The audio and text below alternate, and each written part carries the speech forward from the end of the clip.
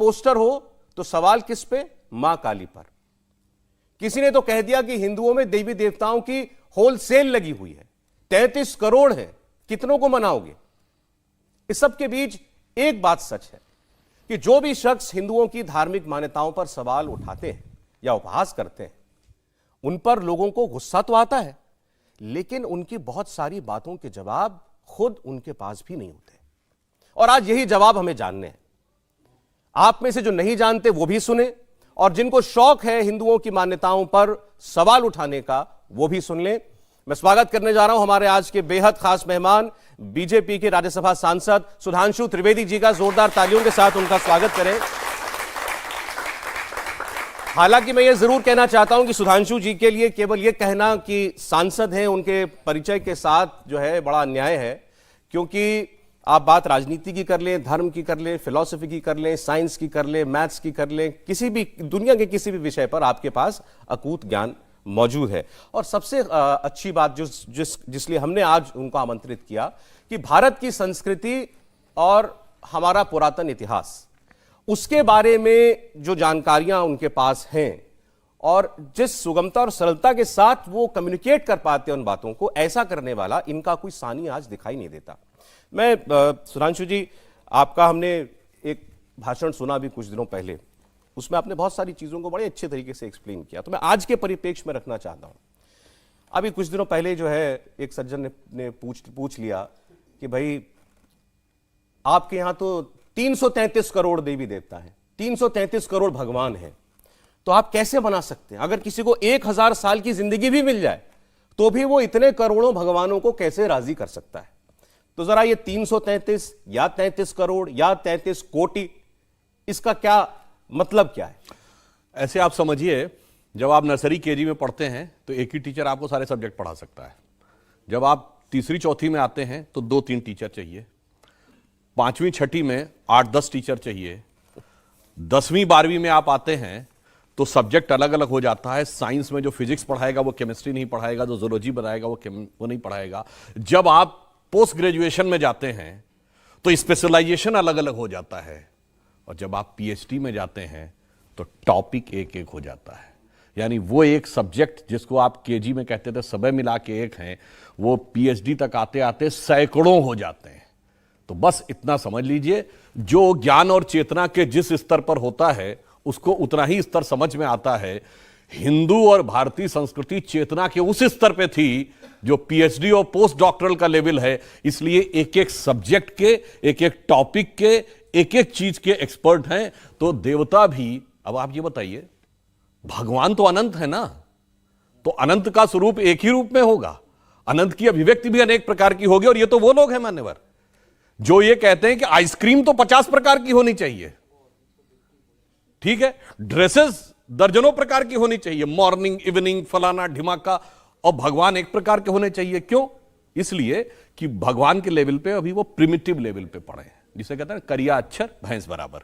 तो इस कारण से उनको लगता है, ये उसमें मैं उनको दोष नहीं देना चाहता, जिसका जितना स्तर है, जैसे हमारे यहां कहते हैं ना, आकाश से पानी समान रूप से बरसता है। बरसात का सीजन चल रहा है ना, एक गिलास रख दीजिए तो गिलास भर पानी आएगा, जग रख दीजिए जग भर पानी आएगा, बाल्टी रख दीजिए बाल्टी भर पानी आएगा, ड्रम रख दीजिए ड्रम भर पानी आएगा, सरोवर में सरोवर भर के आएगा, नदी में नदी भर के आएगा। तो जिसकी जैसी पात्रता, विद्या ददाति विनयम, विनयम ददाति पात्रताम। तो पात्रता के अनुसार लोग अपना अपना ज्ञान ग्रहण करते हैं।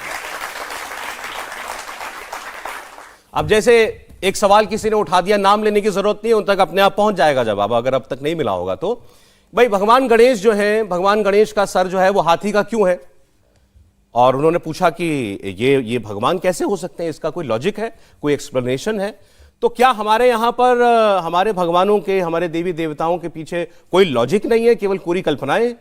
अगर गणेश जी का उदाहरण देखिए, लॉजिक है, परंतु जिन लोगों का लॉजिक वहां से गवर्न होता है, ऐसा था कि आप सबने कार्ल मार्क्स का नाम सुना होगा, जो भारत के वामपंथियों के लिए उनका एक एक वाक्य ब्रह्म वाक्य होता है। भारत को वो उसी चश्मे से देखते हैं जिस कार्ल मार्क्स ने न कभी भारत आया, न संस्कृत पढ़ी, न कोई भारतीय भाषा पढ़ी, न कोई भारतीय ग्रंथ पढ़ा। उसने न्यूयॉर्क हेराल्ड ट्रिब्यून में 1854 में एक आर्टिकल लिखा अमेरिका में, और उसमें उसने ये चीज प्रयोग की, उसने एक शब्द प्रयोग किया कि जो ब्रिटिशर्स भारत के साथ कर रहे हैं वो दुखद है, परंतु आनंददायक भी है। ही सेड कि whatever the Britishers are doing to India, the destruction is painful but pleasurable also. क्यों? उसने क्या कहा? हाथी गणेश, बंदर हनुमान और नंदी बैल को पूजने वाले हिंदू चाहे जितने भी डेवलप्ड क्यों ना हो, ये इसी लायक हैं कि इन पर हुकूमत की जाए। और उनके मानस पुत्र आज उसी नजरिए से देखते हैं। अब इसको समझने के लिए क्या दृष्टि सही है? कभी आप लोगों ने सोचा है कि गणेश जी के जो इन्होंने कहा हाथी का सर क्यों है, और हाथी का सर है चूहे की सवारी है? कुछ कनेक्शन, बहुत कॉन्ट्रडिक्शन है ना। अब उसके बाद देखिए, सूंड जब भी आपने गणेश जी की देखी होगी तो वो यूं ही दिखी होगी, यूं नहीं, अपवर्ड्स। और गणेश जी क्या है? एक दंत। हाथी के तो दो दांत होते हैं, तो एक दंत क्यों है? अब एक ही दंत है तो दूसरा दांत, अगर आपने देखा होगा जो हाथ चार भुजाओं वाली गणपति जी की मूर्ति है, तो वो एक दांत तोड़कर हाथ में पकड़े हुए हैं। भाई एक दांत था तो एक ही दांत होता, पर ये दूसरा दांत टूटा हुआ है। ऐसा क्यों है वास्तविकता में? और गणेश जी हैं क्या? अष्ट सिद्धि, रिद्धिपति, सिद्धिपति। ठीक, 8 सिद्धियां क्या हैं? अणिमा, गरिमा, महिमा, लघिमा, प्राप्ति, प्रकाम में ईश्वरत्व, वशित्व। तो उनका पूरा स्वरूप जानते क्या है? वह शरीर में जो हमारे यहां चेतना की जागरण की प्रक्रिया होती है, वह उसके प्रतीक है। हाथी का सर इसलिए कि हाथी के सर पे गजमुक्ता होती है और सूंड कुंडलनी की शक्ति का प्रतीक है। चूहे की सवारी इसलिए है कि चूहा सदैव जमीन के अंदर जाता, जब आप अंदर बैठ के ध्यान लगाएंगे तो आप अंदर की तरफ जाएंगे। सूंड सदैव ऊपर की तरफ इसलिए है कि वो कुंडलनी की ऊर्ध्वगामी प्रवृत्ति, यानी अगर आप नॉर्मल किसी व्यक्ति को ध्यान लगाए तो उसका हमेशा टेंडेंसी डाउनवर्ड्स जाती है। यानी अगर आपके ऊपर नियम कानून का रोक ना हो, तो जैसे पशु की प्रवृत्ति होती है ना कि जबरदस्ती जो चीज चाहूं कब्जा कर लूं, ये होती डाउनवर्ड टेंडेंसी। जब वो अपवर्ड होती है, और उसके बाद क्या है? मूलाधार, स्वाधिष्ठान, अनाहत और आज्ञा चक्र के बाद, अब एक स्टेज के बाद की यात्रा अब द्वैत से नहीं चल सकती। यानी अब आपको ब्रह्म और संसार में से एक के साथ संबंध विच्छेद करना पड़ता है, तो संसार से संबंध तोड़ना पड़ता है। इसलिए एक दांत है और दूसरा दांत तोड़ा हुआ है, फिर आगे की यात्रा ब्रह्मरंध तक जाती है। तो आप ये समझिए, अब जिसको इसके फंडामेंटल्स ही ना पता हो, उसकी हम गलती थोड़ी करते हैं। जैसे आप नमक खाते हैं, नमक का केमिकल फार्मूला क्या है? NaCl। NaCl में Na का मतलब है सोडियम और Cl का मतलब है क्लोराइड। ये आप तब समझ पाएंगे यदि आपने पीरियोडिक टेबल पढ़ी हो और केमिस्ट्री के बेसिक एलिमेंट्स पढ़े हो।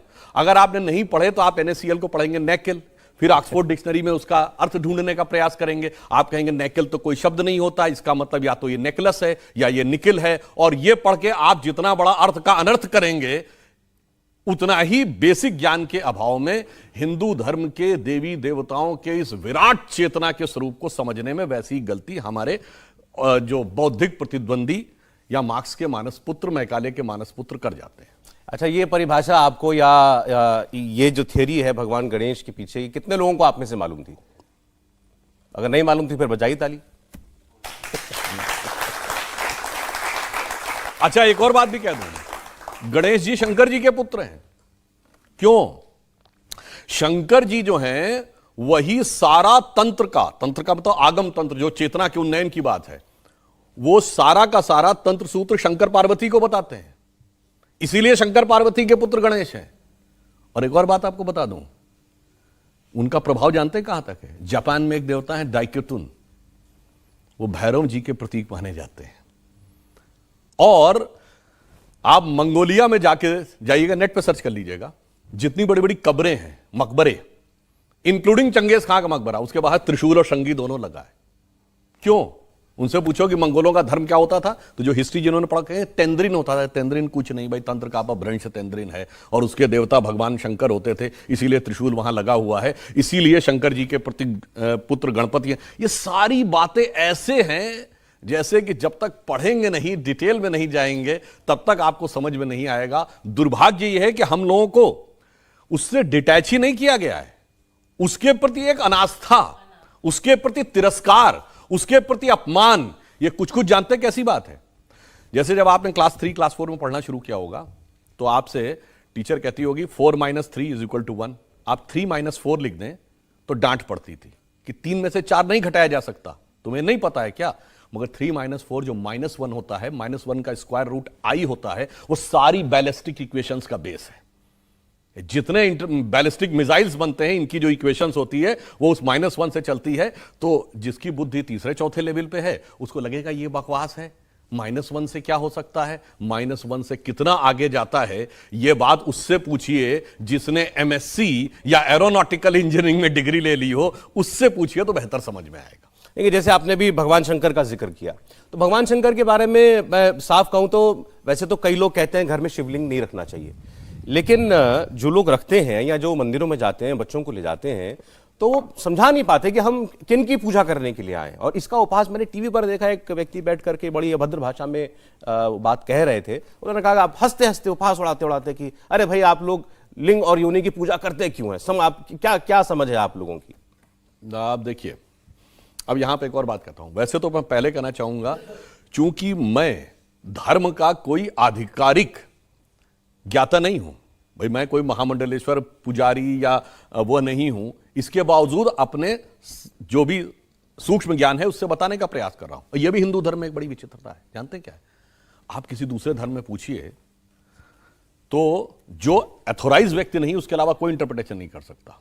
आप पूछिए, कोई कहेगा मौलवी मुफ्ती बारी मुकर्रम ही बोलेगा, आम आदमी नहीं बोलेगा। आर्क बिशप कार्डिनल ही बोलेगा, और नहीं बोलेगा हमारे यहां सब बोलेगा, उल्टा सीधा बोलेगा, बगैर पढ़े हुए बोलेगा, बगैर जाने हुए बोलेगा। यह भी एक हमारी बहुत बड़ी समस्या है। अब आपको बताते हैं, देखिए क्या होता है कि जिन लोगों को उस विषय के बारे में जानकारी नहीं, एक छोटी सी बात कहता हूं, एक अब टेक्नोलॉजी ये आ गई है कि यदि कोई व्यक्ति बैठा है तो उसके जो मेंटल वेव्स हैं उसका ऑरा दिखाई पड़ता है। उसको मैं नाम भूल रहा हूं, एग्जैक्टली वर्ड मेरे दिमाग से निकल रहा है। तो अब यह बात आई कि जब भी कोई व्यक्ति अच्छी मेंटल स्टेट में, आप खुश हैं, तो आपकी तरफ के ऑरा का वाइब्रेशन बड़ा स्मूथ होता है। जब आप दुखी होते हैं तो वो डिस्टर्ब होता है। यहां तक साइंस को दिख गया है। अब इसके आगे यह किया गया कि जब आप ध्यान लगा के बैठते हैं तो ऑरा आपका स्मूथ होने लगता है। स्मूथ होने के साथ पैराबोलिकल होने लगता है। अगर जाकर कहीं चेक करें तो आपको यह दिखेगा कि जब आप कोई व्यक्ति पूर्ण ध्यान की अवस्था में हो, उसका ऑरा लिया जाए तो वो बिल्कुल वैसा ही दिखेगा जैसा कि शिवलिंग के आकार का दिखता है। अब इसीलिए तो मैं कह रहा हूं, और शिव क्या है, ध्यान लगाइए तो वो उसके देवता हैं। इसीलिए शिव जी के पास तीसरा नेत्र है। तीसरा नेत्र किसका है, ज्ञान का प्रतीक है। तीसरा नेत्र खोलते ही क्या भस्म होता है, कामदेव भस्म होते हैं। कामदेव किसके प्रतीक हैं, वासना के प्रतीक हैं। इसीलिए हमारे यहां पुरुषों में तिलक और स्त्रियों में बिंदी लगाने की प्रतीक थी, क्योंकि सारा अनुसंधान तीसरे नेत्र पर है। और तीसरा नेत्र कब खुलता है, जब ये आंख बंद करके आप ध्यान में जाते हैं। इसलिए मैं कह रहा हूं कि उन चीजों के बारे में जिसको नहीं पता, ये जानते कुछ कुछ ऐसी बात है। मैंने बचपन में एक फिल्म देखी थी, शायद लेट 60s की थी, ब्लैक एंड व्हाइट जमाने की, भूल रहा हूं। उसमें जितेंद्र एक अशिक्षित व्यक्ति बने हुए हैं। वो ट्रेन में अंदर आते हैं और वो अपना बहुत बड़ा सा एक जो बोरा लादे होते हैं वो चेन पुलिंग वाले उस पर टांग देते हैं। ट्रेन रुक जाती है। अब वो आता है, जो टीटी देखता है, वहां तो पता लग जाता ना किस डिब्बे से ट्रेन खींची गई। आके देखता, कहता ये किसने टांगा। उसने कहा जी मैंने टांगा। कहता इसकी वजह से ट्रेन रुक गई। कहता क्या आप हमको बेवकूफ बना रहे हो क्या, जो अपने पेट में इतने सैकड़ों हजारों लोगों को लेकर चलती है वो इसे खींचने से रुक जाती है। इतना बेवकूफ हमको मत समझिए। तो ऐसी ही बुद्धि उन लोगों की है।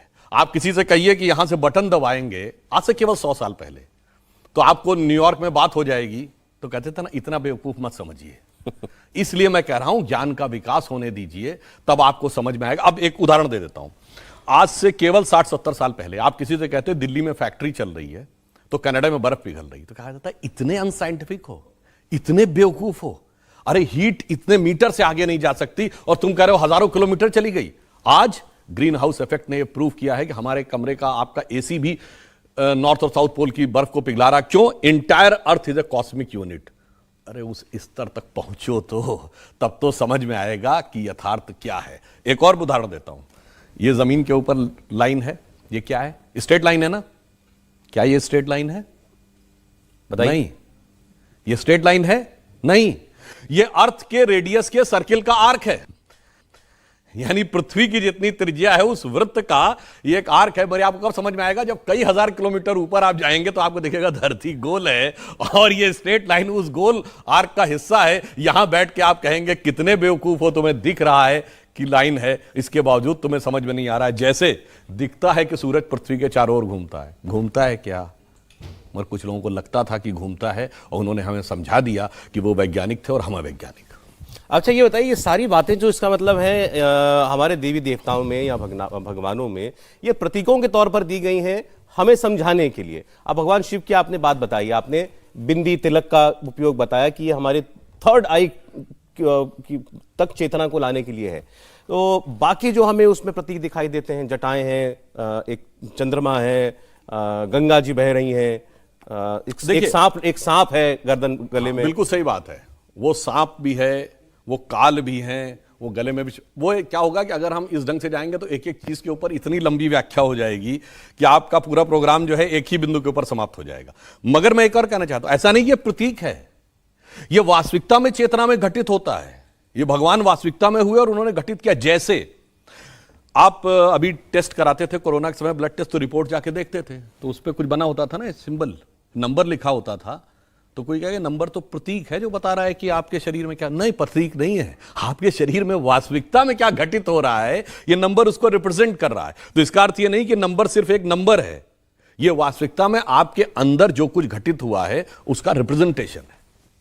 तो इसलिए हमारे सभी जो देवी देवता हैं वो वास्तविक थे, और वास्तविकता में कैसे घटित होता है ये उनके स्वरूप में दिखता है। अच्छा, लेकिन फिर बहुत सारी चीजें ऐसी भी हैं जो हमें दिखाई देती हैं, लेकिन फिर हम उस, जब कोई कहता है तो हम उस पर ऑब्जेक्ट भी करते हैं। मैं जैसे महुआ मित्रा की मोइत्रा वाली जो कंट्रोवर्सी हुई, उन्होंने मां काली के बारे में जो बोला वो लाना चाहता हूं, किसी पॉलिटिकल एंगल से नहीं, लेकिन जो चर्चा हम आज कर रहे हैं उसमें ये शामिल होती है। इसीलिए उन्होंने कहा कि मेरे लिए मां काली जो है वो एक मीट ईटिंग और अल्कोहल एक्सेप्टिंग देवी हैं, और मैं उनको इस रूप में मानती हूं।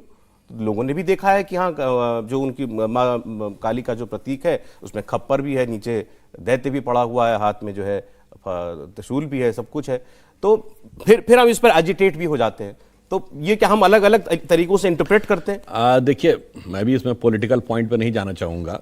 मतलब वैसे तो दिख गया कि काली माँ की स्तुति चुनावी मंच से, और जब चुनाव गुजर गए तो वो मीट ईटिंग गॉडेस हो गई। खैर, वो विषय पे नहीं जाना चाहेंगे। मैं सिर्फ ये कहना चाहूंगा, यही तो मैंने बात कही थी कि जिसने उस विषय के बारे में कितनी जानकारी ली है, जिसको जानकारी यदि नहीं है उसके बावजूद आदमी अपना इंटरप्रिटेशन दे, तो वह अपने आप में बहुत हास्यास्पद नजर आ जाता है। जैसे मैंने अभी बताया ना कि 3 - 4 = बिल्कुल गलत है साहब, मगर इसके बावजूद तो कलाम साहब से पूछिए गलत है कि नहीं।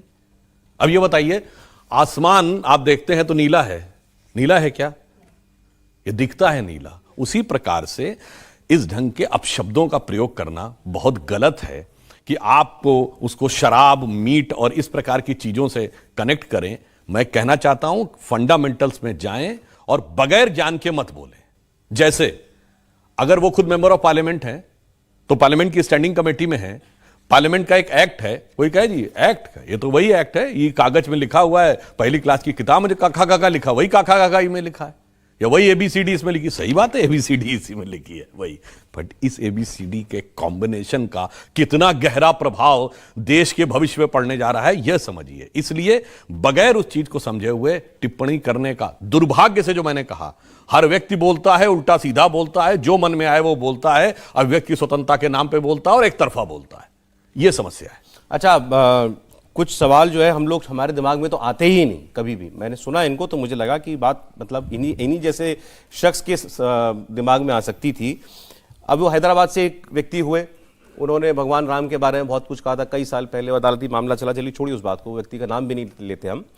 तो भगवान राम के बारे में आपने एक जगह व्याख्यान में ये कहा कि कोई ये सोचे कि भगवान राम 4 ही भाई क्यों थे,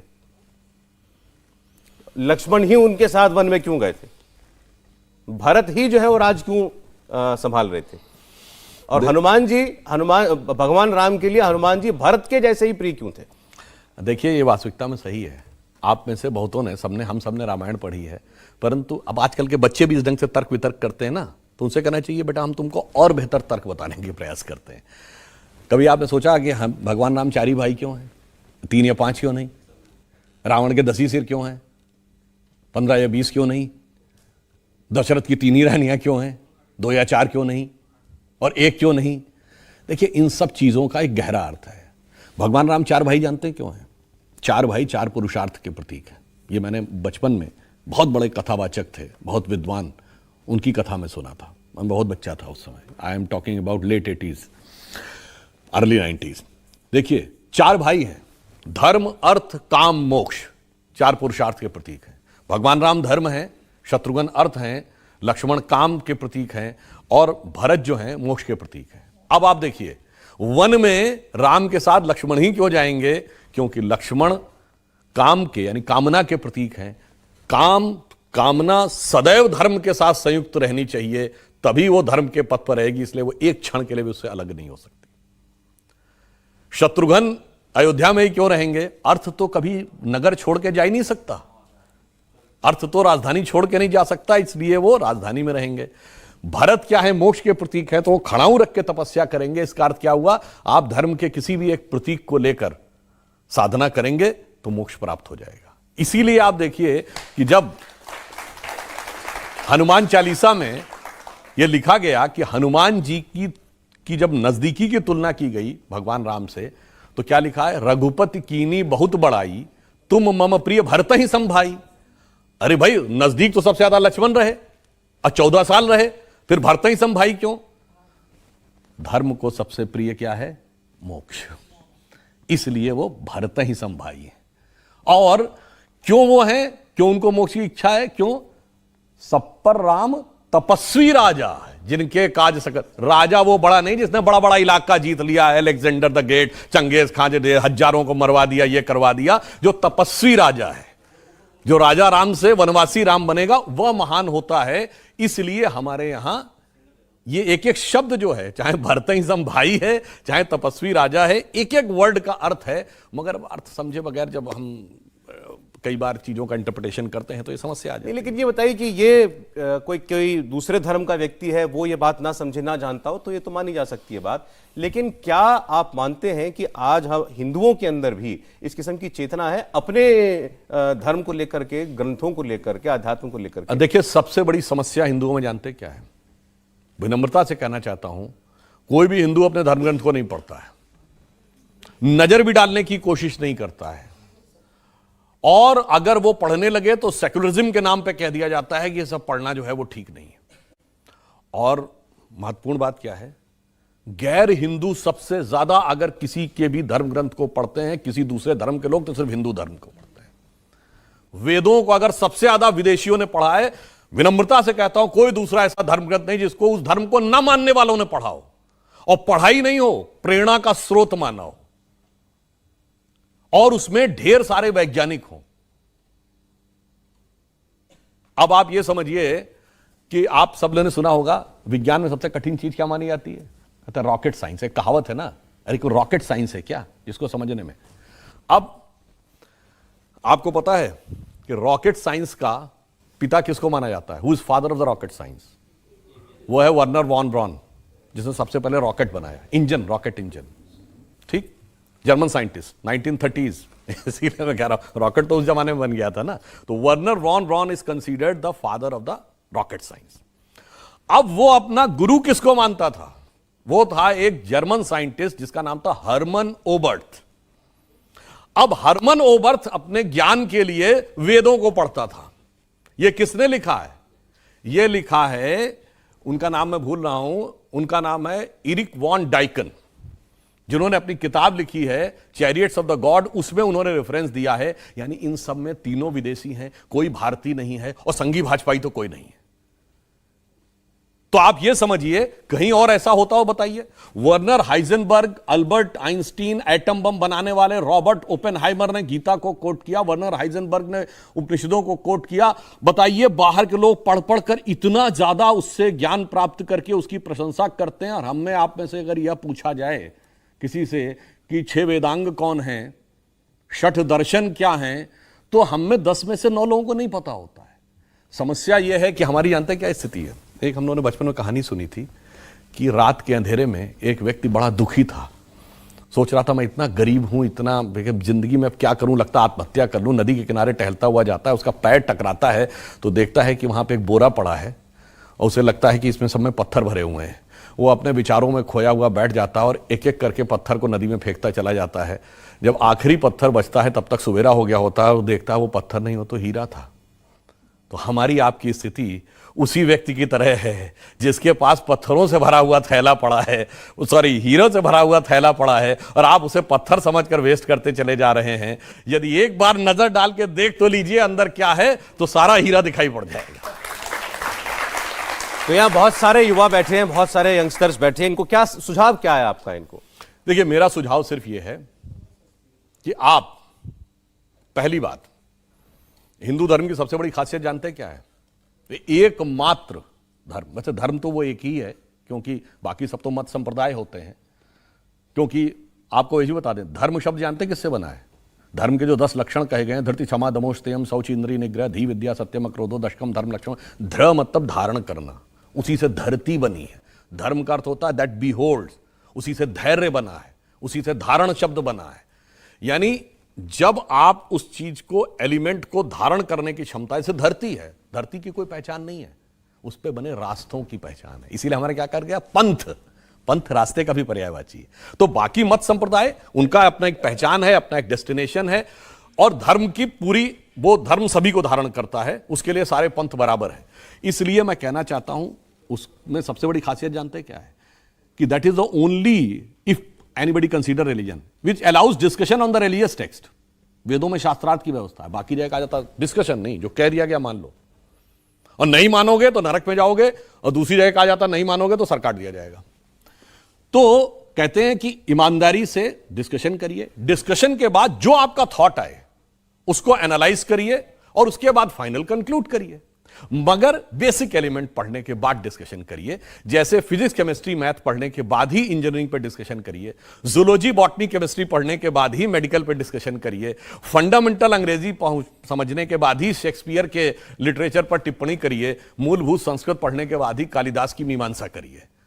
तो समस्या यह है कि आप, मैं ये कहना चाहूंगा कि सब लोग पढ़िए, गौर से पढ़िए, जितने प्रश्न हो सबको मन से विचार करिए। और मैं ये भी कहना चाहूंगा, भाई आपको यहां की बात वो लगती है, मैं एक उदाहरण देना चाहता हूं। आपको पता है कि सबसे बड़ा मैन मेड ऑब्जेक्ट कौन है पहला जो सोलर सिस्टम के बियॉन्ड गया है? वो क्या है? वॉयेजर, एक सैटेलाइट है जो 1978 में छोड़ा गया था, वो सौरमंडल के पार जा चुका है। उस पर एक संदेश अंकित है जो परग्रही सभ्यताओं के लिए। उस संदेश को जिसने डिजाइन किया, उस साइंटिस्ट या कॉस्मोलॉजिस्ट का नाम है कार्ल सैगन। जाइएगा नेट पे सर्च करिएगा, कार्ल सैगन ने क्या बोला है हम लोग, हमारे आपके बारे में, भारत के बारे में, हिंदू धर्म के बारे में। उसने यह लिखा है कि अब साइंस जिस कंक्लूजन में पहुंची है, the परपीचुअल creation and destruction of universe and the infinite rebirth of the universe, यानी ब्रह्मांड का निरंतर सृजन और विध्वंस और उसके अनंत जन्मों की अवधारणा, जो आज विज्ञान जहां पहुंचा है, यह हिंदू धर्म के सिद्धांत में दिखाई पड़ती है। और उसने कहा कि जो एक घटी से लेके ब्रह्मा के दिन तक जाते हैं, जो 3.64 बिलियन ईयर्स तक ब्रह्मा की आयु है और 1.97 बिलियन ईयर्स हम धरती की आयु मानते हैं, उसने कहा only the modern cosmological calculation matches with the ancient Hindus. बाकी सब तो 1000 पे अटक गए, कोई लाख तक नहीं पहुंचा, हम अरब तक पहुंचे। तो इसलिए मैं कह रहा हूं, उसको देखिए, आर्थर शोपेनहावर को पढ़िए, जिसने कहा Upanishadic philosophy the height of human, product of highest human wisdom. अगर थोड़ा सा भी आप अंग्रेजी में पढ़ना चाहते हो तो इनको पढ़ लीजिए, हिंदी में पढ़ना चाहते हो स्वामी विवेकानंद और शंकराचार्य को पढ़ लीजिए, और यदि किसी को सौभाग्य से संस्कृत आती हो अच्छी, फिर तो आप सीधे सीधे ग्रंथ को पढ़ लीजिए। और आप पढ़ेंगे तो आपको जानते क्या समझ में आएगा? जीवन की बहुत बड़ी सार्थकता समझ में आएगी। क्योंकि आपको एक और बात बताऊं, दुनिया में जितने भी देश हैं सब में क्रांतियां हुई हैं, भारत में क्रांति नहीं हुई कभी। आपने बड़े देशों में चीन की क्रांति सुनी है, फ्रांस की क्रांति, ब्रिटेन की क्रांति, अमेरिका की क्रांति, रूस की क्रांति, भारत की क्रांति क्यों नहीं हुई? कारण जानते क्या है? क्रांतियां वहां होती जहां बाहर पाने के लिए संघर्ष ज्यादा होता है। हमारे यहां क्या था कि अंदर की तरफ उतरो। जब अंदर की तरफ आप उतरते हैं, और मैंने क्या बताया था शुरू में, गणेश जी की सूंड ऊपर की तरफ है, तो डाउनवर्ड से अपवर्ड जब होते हैं, तो जब सूर्य डाउनवर्ड से अपवर्ड जाता तो उसे क्या कहते हैं? मकर संक्रांति। तो तो उसी प्रकार जब आपकी प्रवृत्तियां डाउनवर्ड से अपवर्ड की तरफ होती हैं तो आपके अंदर संक्रांति घटित होती है। इसलिए इस देश में क्रांति नहीं होती, इस देश में संक्रांति होती है। और इसीलिए if anybody considered it as a religion, ये एकमात्र रिलीजन है इफ समबडी कंसीडर, जिसमें कोई कन्वर्जन का कॉन्सेप्ट नहीं है। किसी को हिंदू नहीं बनाना है। इसीलिए गैर हिंदू खूब तारीफ करते, फिर भी हम नहीं कहते तुम हिंदू बन जाओ। दूसरा, इसीलिए इंडिया एकमात्र कंट्री है जिसने नेवर वेंट फॉर इन्वेजन, जिसने कभी दुनिया पर कब्जा करने की कोशिश नहीं की कि मैं कब्जा कर लूंगा, क्योंकि हमने तो कहा कि भाई अपने को जीतो। भगवान बुद्ध, भगवान महावीर से लेके मैंने शंकर जी का जो उदाहरण था, सब कहते हैं अपने पे विजय प्राप्त करो। इसलिए मैं अटल जी की कविता की जो बड़ी फेमस पंक्ति है, हिंदू तन मन हिंदू जीवन, रग रग हिंदू मेरा परिचय, उसके अंतिम छंद में पूरी तरह समराइज होता है।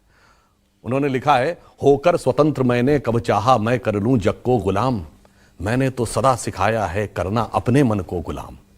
गोपाल राम के नामों पर कब मैंने अत्याचार किया, कब दुनिया को हिंदू करने घर घर में नरसंहार किया। कोई बतलाए काबुल में जाकर कितनी मस्जिद तोड़ी। भूभाग नहीं शत शत मानव के हृदय जीतने का निश्चय, हिंदू तन मन हिंदू जीवन, रग रग हिंदू मेरा परिचय।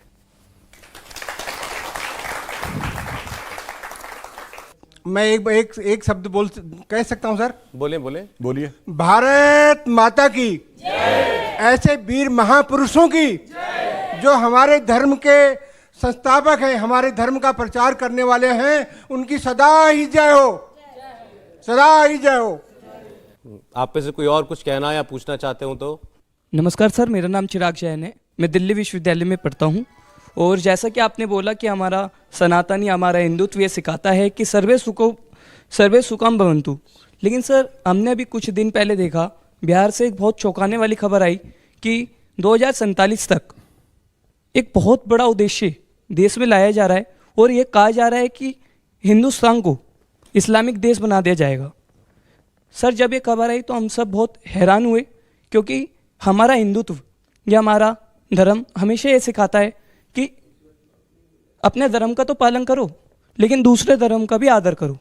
ऐसे में अगर कट्टरपंथी हमारे देश को लेकर ऐसी विचारधाराएं बनाएंगे तो हमारा देश कैसे आगे बढ़ेगा? वैसे इसमें जो आपने बात बोली, मैं पहले एक उदाहरण दे देता हूं और फिर मैं जवाब देता हूं। बहुत बड़े बीबीसी के पत्रकार हुए मार्क टेली। पुराने लोगों को याद होगा, बीबीसी लंदन से खबर आती थी तब मार्क टेली उसको बोलते थे। उन्होंने अभी 2019 में, पुरानी बात नहीं है, द इक्वेटर मैगजीन में एक आर्टिकल लिखा जिसमें उन्होंने ये लिखा है, the Muslims in India are the luckiest. Bharat के मुस्लिम सर्वाधिक भाग्यशाली हैं। और उन्होंने कारण क्या लिखा कि मैं दिल्ली के निजामुद्दीन इलाके में 26 साल रहा और निजामुद्दीन में एक तरफ हजरत निजामुद्दीन औलिया की दरगाह थी और ठीक उसके सामने तबलीगी जमात का ऑफिस था। उन्होंने कहा दुनिया में कोई भी दूसरा देश होता तो दोनों एक साथ नहीं रह सकते थे। 26 साल में एक ने किसी दूसरे को नष्ट जरूर कर दिया होता, परंतु भारत में दोनों एक साथ रह रहे हैं। तो इसलिए मुस्लिम भाग्यशाली हैं कि वो अपने मजहब में जैसे चाहे वैसे इबादत करने की जो स्वतंत्रता उन्हें भारत में है, ये दुनिया में कहीं नहीं। इसीलिए हम एकमात्र देश हैं जहां इस्लाम के सारे फिरके पाए जाते हैं। इकलौते देश, किसी मुस्लिम देश में नहीं पाए जाते। परंतु इस संस्कृति को नष्ट करने का जो प्रयास है, दुर्भाग्य की बात यह है कि उस कट्टरपंथी विचार पर कंट्रोल लगाने और नियंत्रण लगाने की बजाय, उसे डिस्करेज करने की बजाय उसे इनकरेज करने का प्रयास किया जाता है। यह अपने आप में बहुत दुर्भाग्यपूर्ण। पर यह भी ध्यान रखिए, और हमारे आपके लिए बहुत जरूरी, जो कहते हैं ना कि सब मिलके रहो, सारे साथ में रहो, बिल्कुल, मगर यह भी ध्यान रखना है कि जिसको आप साथ में ले रहे हैं उसमें कोई आपको नुकसान देने वाली चीज तो नहीं है। जैसे कोरोना में आप तब बचे रहे जब मुंह पे मास्क था कि वायरस को अंदर नहीं आने देना है, और अगर गलती से मास्क अंदर आ गया वायरस, तो शरीर की इम्यूनिटी स्ट्रांग इतनी रखनी है कि वायरस को किल कर दे। अगर आप न इम्यूनिटी स्ट्रांग रखेंगे न मास्क रखेंगे, उसके क्या कह देंगे आ जाओ भाई सबे आ जाओ, तो आपका कब तक जो है राम नाम सत्य हो जाएगा। इसलिए जो सिद्धांत कोरोना ने दिखाया कि व्यक्ति पे लागू होता है, वही समाज और राष्ट्र पर भी है। तो जितना अब आपसे कहते हैं ना, पढ़ाई लिखाई पे ध्यान करो, डेवलपमेंट पे ध्यान करो, बिल्कुल साहब, जितना पढ़ाई जरूरी है, जितना लिखाई जरूरी है, जितना कमाई जरूरी है, उतना ही खतरनाक वायरस की धुलाई भी जरूरी है। Thank you sir. आपने कभी ये वर्ड सुना कि गजवाए हिंद शब्द ही क्यों है? कि जिस दिन हिंद कब्जा हो जाएगा उस दिन पूरी दुनिया पे हो जाएगा। व्हाई नॉट गजवाए China which is bigger country than us, why not गजवाए रशिया? कारण जानते क्या है? ये भारत दुनिया की एक अद्भुत भूमि है। हम दुनिया की एकमात्र सभ्यता हैं जो हजारों साल से आज तक कभी नष्ट नहीं हुए। हम दुनिया की कॉन्शियस एनर्जी के वाइब्रेशन के सेंटर हैं। इसलिए कहते हैं ना, दिल्ली पे कब्जा कर लो तो हिंदुस्तान पे कब्जा हो जाएगा। अब जैसे इनका चैनल है, अब कोई कह दे कि साहब हेड ऑफिस पे हमारा कब्जा हो जाए तो फिर सारे ट्रांसमिशन पे हमारा कब्जा है। तो सुनिए, दुनिया की वाइब्रेंट एनर्जी का जो हेड ऑफिस है वो भारत है। इसलिए यहां हवा में सिद्धांत नहीं दिया गया कि गजवाए हिंद करना है। तो भारत के अंदर एक अद्भुत शक्ति है, बट अफसोस जानते क्या है? हम ही नहीं समझते अपनी शक्ति को। जैसे मैंने एक बार और भी बोला था, हनुमान जी थे वो अपनी शक्ति भूले हुए थे, और हम जब उन्हें अपनी शक्ति याद आई तब पता चला कि कितना अपरिमित बल है, भगवान का कार्य करने की कितनी सामर्थ्य है। अब समस्या क्या है कि जैसे थोड़ी थोड़ी शक्ति याद आ रही है तो बहुत सारे काल नेमी लगे हुए हैं कि नहीं सोते रहो, शक्ति याद नहीं आनी चाहिए। इसलिए मगर याद रखिए, आपके अंदर इतनी शक्ति है, इतनी अपरिमित शक्ति है कि उसको अगर आप देखेंगे तो आप, जैसे मैंने एक फॉरेन में एक स्पीच जी जगाना पड़ता है, और जब जागृत हो रही है तो एक और बात समझिए। मैं लास्ट में कहता हूं, इंडिया क्या है, मैंने एक मतलब फॉरेन में सुना था, अंग्रेजी में बता रहा हूं। उसने कहा व्हाट इंडिया इज, आप कहेंगे India is a geographical entity, जमीन का टुकड़ा। उसने कहा no, it's more finer and subtle than that, यानी इससे ज्यादा सूक्ष्म है। आप कहेंगे चलो, अगर इतिहास से ज्यादा मतलब भूगोल से ज्यादा सूक्ष्म है तो इतिहास नहीं, है उससे ज्यादा सूक्ष्म है। तो आप कहेंगे उससे ज्यादा सूक्ष्म क्या है? संस्कृति। कहते नहीं उससे ज्यादा सूक्ष्म है, उससे ज्यादा सूक्ष्म है धर्म। कहते नहीं उससे ज्यादा सूक्ष्म है, तो उससे ज्यादा सूक्ष्म है आध्यात्म। कहता नहीं उससे ज्यादा सूक्ष्म है, तो कहता उससे ज्यादा सूक्ष्म क्या है भारत में? तो जानते हैं क्या बोला उसने? कहा भारत वो धरती है, जैसे सूर्य में प्रकाश कैसे आता है, न्यूक्लियर फ्यूजन होता है ना, दो हाइड्रोजन के न्यूक्लियस मिलकर हीलियम बनाते हैं, और हाइड्रोजन बम भी ऐसे ही बनता है। और जब बम का विस्फोट होता है तो वहां पे बहुत सारे रेडिएशंस फैल जाते हैं ना। तो उन्होंने कहा भारत वो धरती है जहां हजारों सालों में हजारों लोग ऐसे हुए जिन्होंने अपनी चेतना का फ्यूजन परमात्मा की चेतना के साथ करने में सफलता हासिल की, और उस फ्यूजन के साथ एक चेतना का विस्फोट होता है जिसकी तरंगे उस क्षेत्र में विद्यमान रहती हैं। जिसको उस तरंगों को समझने की क्षमता आएगी वह भारत का अनुभव करके आएगा, अन्यथा वो बिल्डिंगें और इमारतें देख के चला आएगा, कभी भारत को नहीं समझ पाएगा। बस ये समझिए कि वो वाइब्रेशन के कारण ही दुनिया में सबका टारगेट भारत है। आज से नहीं, हजारों साल से, समृद्धि हो या शक्ति हो। अलेक्जेंडर भारत के लिए आ रहा था, ग्रीक, हून, शक, पार्थियन वहां से लेके वो भारत के लिए थे, कोलंबस भारत के लिए चल रहा था, मैगलिन भारत के लिए चल रहा था, वास्को डिगामा भारत के लिए चल रहे थे, सब भारत के अनुसंधान के लिए चल रहे थे। बस भारतीय अपना अनुसंधान नहीं कर रहे हैं। एक बार अंदर झांकिए और सारा का सारा आपके सामने शक्ति सामने आ जाएगी। सर एक दो बातें और, क्योंकि इस पर क्रिटिसिज्म बहुत होता है। हमारे यहां पर कहा जाता है कि भाई आपके यहाँ पर इतने सारे गुरु क्यों हैं? एक तो भगवान इतने सारे, चले उसके आपने, फिर हमारे पास गुरु बहुत सारे हैं हमें बताने के लिए, और हम उन गुरुओं को कई बार जो है भगवान का दर्जा भी देते हैं। देखिए, गुरु इसलिए ज्यादा है, जैसा मैंने पहले बताया, जब आप पोस्ट ग्रेजुएट में जाते हैं डिपार्टमेंट में बहुत सारे टीचर होते हैं। जब आप बेसिक में रहते हैं तो एक ही टीचर काफी रहता है। तो जब आप ज्ञान के उच्चतर स्तर पे होंगे तो बहुत सारे गुरु। अब जहां तक भगवान की बात है, देखिए भगवान तो भगवान है, परंतु किसी की आस्था है तो वो किसी भी चीज में भगवान मानेगा तो उसके अंदर चेतना का उदय हो सकता है। आप माता पिता को ईश्वर के समक्ष मानिए, अगर आप सारा अपनी समर्पण कर दीजिए आपके अंदर नई चेतना का उदय होगा। अपने गुरु को मान लीजिए, नई चेतना का उदय होगा। नहीं तो अगर एक पत्थर की मूर्ति में भी आप पूरी आस्था से अपने मन की भावना केंद्रित कर देंगे तो भी आपके अंदर एक नई चेतना का उदय हो सकता है। तो भगवान एक शक्ति है जो हमारे ही अंदर है। हमारे यहां कहा गया अहम ब्रह्मास्मि। देखिए दुनिया में बाकी मत संप्रदायों में क्या कहा गया, सब ईश्वर की खोज में लगे, पर ईश्वर की खोज एक डिस्टेंस पे जाकर रुक गई, किसी पूजा स्थल पे रुक गई, किसी पुस्तक पे रुक गई, किसी मैसेंजर पे रुक गई। हमारे यहां जब ईश्वर की खोज हुई तो वो कहीं रुकी नहीं, वो अंदर तक आई। कितने अंदर तक? हमारे अंदर तक, और हमारे अंदर नहीं, मैं ही ब्रह्म हूं, अहम ब्रह्मास्मि। तो हमारे यहां इसीलिए गुरु और शिष्य में जानते क्या रहता है? गुरु का काम नॉलेज इंपार्ट करना नहीं है जो वैसे समझता है। हमारे यहां गुरु का काम है उसके ऊपर से जो माया का आवरण है वो हटा देना। इसीलिए शिष्य शब्द जो है वो हिंदी या संस्कृत के शेष शब्द का एडजेक्टिव है। रिजिडुअल, जब आप हटाते हैं ना कोई चीज तो बचा हुआ शेष होता है। तो कहता और कुछ नहीं करना है, शिष्य तो अंदर तो ब्रह्म स्वरूप है ही है, वो तो भगवान का ही स्वरूप है, बस केवल उसके ऊपर जो डार्कनेस आ गई है उसको हटा देना है। वो जो शेष बचेगा वही क्या होगा, वह पूर्ण होगा। इसीलिए एक संस्कृत का श्लोक हम लोग खूब सुनते हैं गुरु और शिष्य के बारे में, उसका अर्थ नहीं जानते। ओम पूर्णमिदम पूर्णमदः पूर्णात् पूर्णमुदच्यते पूर्णस्य पूर्णमेवाय पूर्णमेवावशिष्यते। यानी मैं पूर्ण हूं, पूर्णमिदम, यह पूर्ण है, पूर्णमदः, पूर्ण में से पूर्ण निकालना है, और जब मैं पूर्ण में से पूर्ण निकालूंगा तो शेष भी पूर्ण ही बचेगा। When I will take infinity out of the infinity, the residual will always be infinity. अंत में आपने बहुत सारे प्रश्नों के उत्तर दिए, लोगों के मन में जो बातें थी उनको भी आपने सुना और जवाब दिया।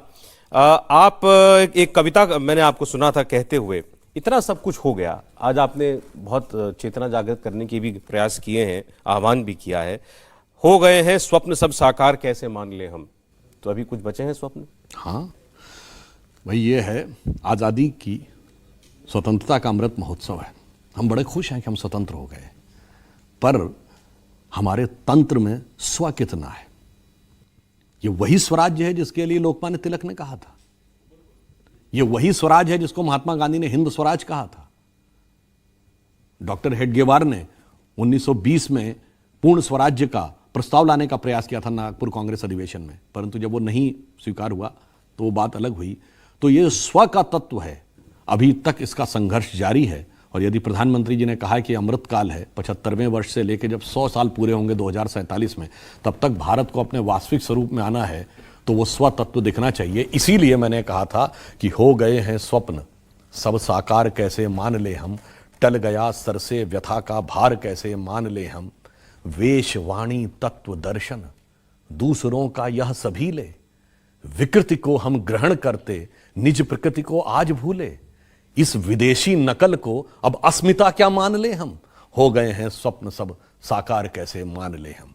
और उसमें चुनौती कौन बता रहा है? राष्ट्र को सब लोग भूले, स्वार्थ है युग मंत्र सारा, वर्ग जाति विभेद की अब बह रही है कलुष धारा, इस अमा के तिमिर को अब अरुणिमा क्या मान ले हम, टल गया सर से व्यथा का भार कैसे मान ले हम, हो गए हैं स्वप्न सब साकार कैसे मान ले हम।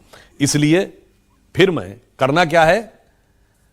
स्वतंत्रता को सार्थक करने, ये अटल जी की लाइन थी, स्वतंत्रता को सार्थक करने कमर कसें बलिदान करें, जो पाया उसमें खो न जाएं, जो खोया उसका ध्यान करें।